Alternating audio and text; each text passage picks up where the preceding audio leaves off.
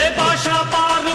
பாரு பட்டாளத்து நடைய பாரு பகை நடுங்கும் படைய பாரு கோட்டு சூட்டு ரெண்டும் எடுத்து கோட்டு நடக்கும் புலிய பாரு அற்றி எரியும் நெருப்ப போல சுட்டெரிக்கும் விழிய பாரு ரத்தம் வேர்வை ரெண்டும் கொண்ட ராஜாங்கத்தின் மன்னன் தானடா இவன் பேருக்குள்ளே காந்தம் உண்டு உண்மைதானடா இவன் பேருக்குள்ளே காந்தம் உண்டு உண்மைதானடா